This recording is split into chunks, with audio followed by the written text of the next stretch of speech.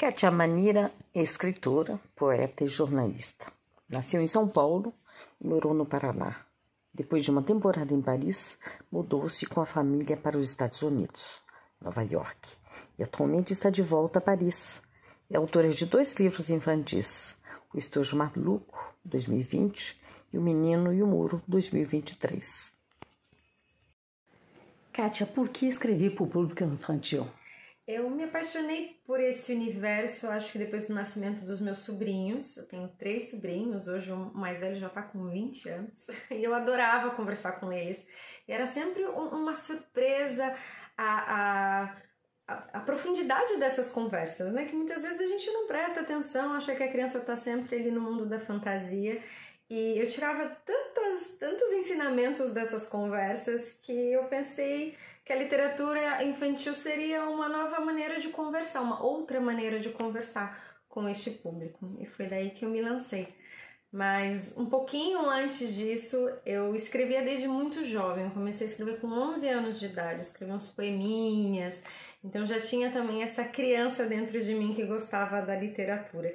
Aí acho que depois, na vida adulta, eu uni os dois. A Kátia adulta querendo falar com as crianças e essa criança querendo escrever também. Kátia, o Estojo Maluco, né, é o primeiro livro que você escreveu e que saiu, foi publicado em 2020, com ilustração de Vicente Mendonça, a gente vai falar depois, pela Krause Editora. O tema é uma menina Elisa, personagem principal, sua madrinha mudou-se para Paris, então teve distância, saudades e um estojo mágico. Que estojo mágico é esse, Kátia? O Estojo Maluco é uma dessas histórias que eu escrevi quando eu tinha 11 anos, é um poema em que é um estojo maluco porque você pode colocar qualquer coisa ali dentro, você pode encontrar tudo dentro desse estojo. E mais velha, eu me dei conta que é uma alegoria pro coração, para os nossos sentimentos. Às vezes a gente encontra com facilidade as coisas que estão mais ali na superfície, como a fantasia, a imaginação, e outras que a gente tem mais dificuldade de lidar, alguns sentimentos mais complicadinhos que a gente guarda lá no fundo, embaixo das canetinhas, da borracha, bem escondidinho.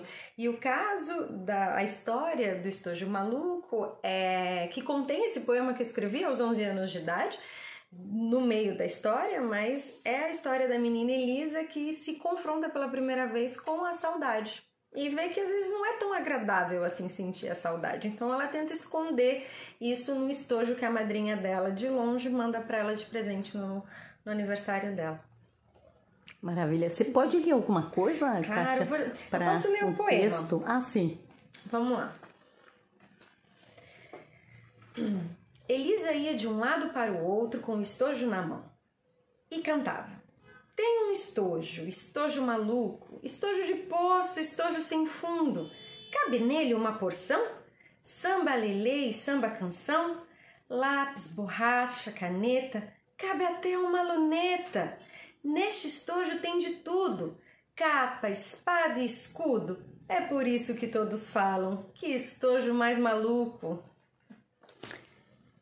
Em 2023 você lança então o seu segundo livro, né, para uma editora que é muito conhecida no Brasil. Isso, que é a Ciranda Cultural. Uhum. Esse livro é O Menino e o Muro, que fala sobre a arte de rua. Um pouquinho da história de arte de rua. Eu tinha imaginado que o Cobra, você conheceu ele e por isso você quis escrever sobre a vida dele, mas aparentemente não foi isso, né? Não. Como é que foi? Foi uma grande coincidência a história do menino, o Lucas, né, o personagem do Menino e o Muro, coincidir com um pouco a vida do Cobra. A inspiração para esse livro veio do meu trabalho. Eu estava trabalhando nos Estados Unidos e do meu escritório eu via um mural lindo do Cobra, que é aquele Einstein na bicicleta. E ao mesmo tempo ele muito conhecido nos Estados Unidos, participando de exposições em Nova York, em Miami, em Nova York. Ele estava recém-inaugurado numa galeria com quadros aí valendo bastante dinheiro. E no Brasil, enquanto que no Brasil ainda estavam discutindo que tem que apagar as obras de street art, que tem que pintar de cinza, e aquilo me chocou muito. Eu fiz, gente, como pode ter 2 visões completamente diferentes da arte de rua? E pensando nisso, eu também comecei a a refletir um pouco sobre a importância que a gente dá às artes clássicas, mas que não temos em consideração a arte de rua, que é muito mais próxima à realidade da maioria da população brasileira. As crianças, e aí eu indo mais para o lado infantil, as crianças brasileiras têm pouco contato com a arte clássica, como temos aqui na França ou nos Estados Unidos. E o que elas veem é o que está na rua, e muitas vezes a gente desqualifica isso. E eu fiquei pensando, quantos artistas a gente não está matando, a gente não está deixando de regar e que iriam florir se dessemos a devida atenção e o devido mérito a essa arte. Então eu fiz, poxa, eu gostaria, como que a gente muda isso? Pela base, a base são as crianças, e como que a gente poderia fazer isso? Explicando e ensinando para essas crianças que a arte de rua é arte. Ponto. Que não tem diferença. Não pode ser considerada menos importante ou mais importante que outros tipos de arte. E que foi assim um pouco com alguns movimentos artísticos, como o impressionismo, que na época causou muito choque, também era feio, as pessoas não gostavam. E que então isso é um outro sinal de que essa arte veio para ficar e veio para ser valorizada.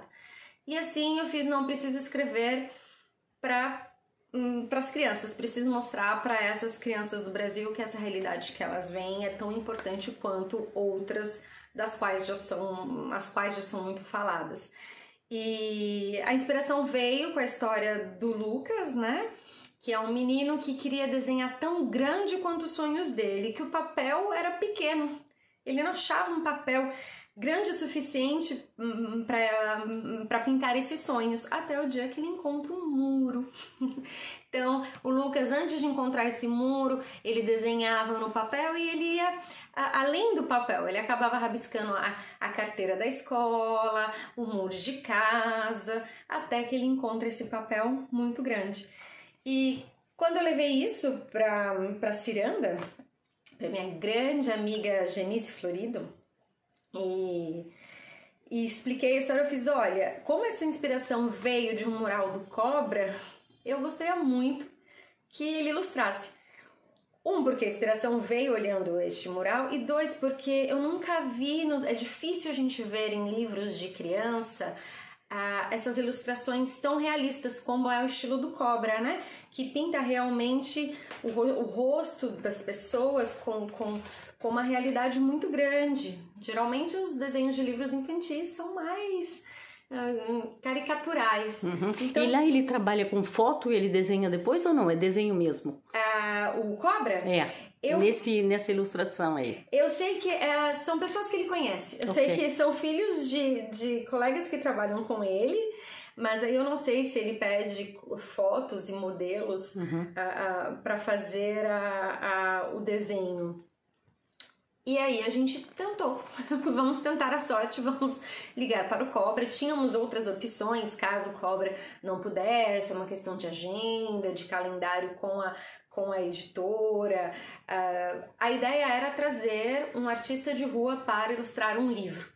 E a gente, quando apresentou o projeto para o Cobra, eu mostrei a história para ele, eu já tinha escrito, a essa altura eu já tinha escrito todo o livro, e ele falou, nossa, me identifiquei com o Lucas, eu pintava a cadeira da escola, eu pintava o muro, e acho que isso também fez com que ele embarcasse no projeto. Que bárbaro, E você sabe que é o primeiro livro que ele ilustrou? É o primeiro livro que ele ilustrou.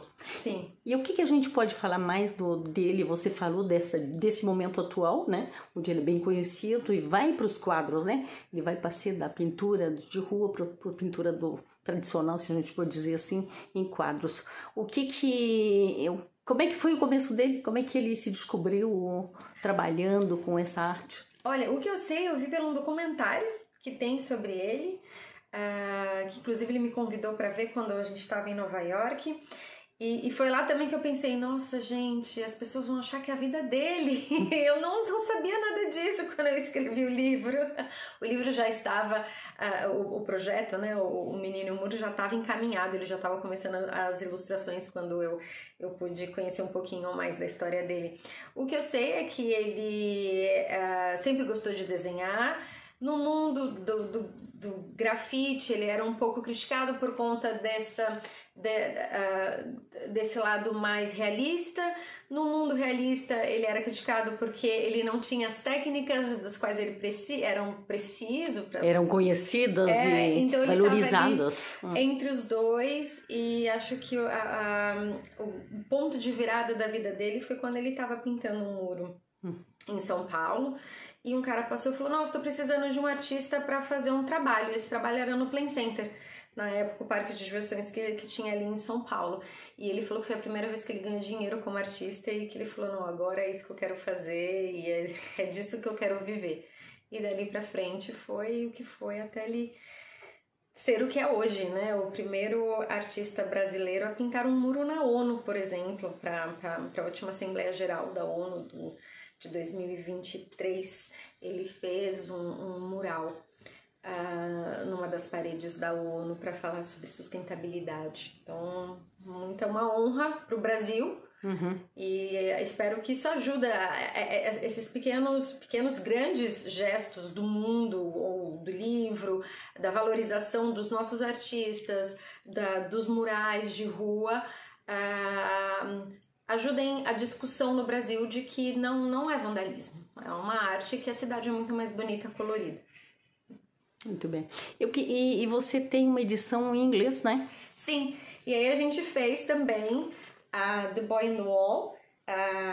Eu escrevi a tradução, porque como o Cobra é muito conhecido nos Estados Unidos e tem bastante público lá, a gente pensou que seria legal ter a produção bilíngue deste livro. Ela é bilíngue, não é só em inglês. É bilíngue. Não, perdão. É uma edição completamente em inglês e a outra completamente em português. Então, temos as duas no mesmo livro. E não tem tradutor porque fui eu mesma que fiz a pedido da editora. E agora você morando aqui em Paris, tem projeto Quem sabe? Francês? Espero que sim. Estou trabalhando na tradução também deste livro em francês. Quem sabe? Eu acho que a França foi o primeiro país que o Cobra pintou internacionalmente. Não foi em Paris, mas foi numa cidade da França. Salvo engano. Vamos checar isso daqui a pouquinho, sim. Mas eu acredito que tenha sido isso. E agora também para as Olimpíadas, o Cobra fez bastante trabalhos aí com a delegação brasileira. Então, quem sabe? Maravilha. Fora esse projeto, quais são os futuros? Eu sei que você tem coisas aí como se diz, sur la planche. Na planche. Eu já estou com mais 2 histórias prontas que a gente está negociando também com algumas editoras no Brasil, mas você sabe, né? Mas toma tempo. É um processo longo, é um processo demorado. Estou cruzando aí os dedos para ver se vai dar certo. São sobre temas delicados, né? Um projeto é sobre refugiados e o outro projeto é sobre ecologia. Sempre para crianças. Sempre para criança. Sempre para criança. Tem muito para fazer aí nessa área, né? Tem muito para fazer nessa área, exatamente. E eu gosto de abordar esses temas mais não delicados, mas que fogem um pouco do universo da imaginação, que tem um pouquinho uma ligação com a realidade, né? Como lidar com sentimentos, a arte de rua, como lidar com a arte, o que é arte, essas discussões que a gente pode trazer para todas as outras áreas do ensino para as crianças, que a gente pode trabalhar num âmbito multidisciplinar. Você está navegando nesse mundo da literatura infantil. Como é que está a literatura infantil brasileira para você? Esse mercado, esse encontro com as crianças, né? O que está dizendo essa literatura? Eu acho que a literatura no Brasil em geral, ela sofre muito com a falta da formação de leitores. Eu não vejo políticas públicas incentivando a formação de leitores. A realidade do Brasil é muito difícil, muito diferente de outros países que a gente vê como aqui na França, que você tem muitos prêmios, muito incentivo à leitura, à cultura, à literatura, seja do lado consumidor, seja do lado produtor, né? Os escritores, os artistas. No Brasil isso é um pouco mais difícil, eu acho que funciona mais lentamente e as crianças acabam sendo prejudicadas, porque a criança tem contato, eu estou falando óbvio de uma maneira generalizada, eu acredito que as crianças tenham mais contato com o que a escola impõe, então a nossa porta de entrada, de contato com as crianças é através das escolas e do Plano Nacional do Livro Didático, que ficou muito prejudicado nos últimos anos aí, da última governança, e que agora está se recuperando. A gente viu também muitas livrarias sendo fechadas com o Covid, por conta do Covid. E se você não tem esse apoio em casa, se você não tem esse incentivo de leitura pelos pais, fica difícil a criança se apaixonar, fica difícil a criança criar o hábito de ler, especialmente também por conta das telas, né? Pois é, justamente, temos muita concorrência. A gente tem visto que a concorrência digital ela é desleal e as crianças têm muito a perder com a falta de concentração que a exposição às telas acabam deixando nossas crianças realmente com a concentração muito prejudicada. Kátia, eu queria falar de onde encontrar os livros. No Brasil é fácil, tem as 2 editoras, né? Aqui na França, nos Estados Unidos, com edição em inglês. Fala um pouco dessa possibilidade de onde encontrar o livro. No Brasil, ele está disponível em várias livrarias, pela Amazon, Brasil também, na versão e-book também está disponível. E as 2 versões, tá? No Brasil, a portuguesa e em inglês, em e-book das 2 versões, ou em papel, versão impressa. Aqui na França estamos em negociação com 2 livrarias, um que é o Artivistas Café, que é um café de artistas latinos, e a livraria portuguesa e brasileira, que também estou entrando em contato para ver se a gente consegue trazer este livro para cá. Obrigada, Kátia. Obrigada a você, Mazé.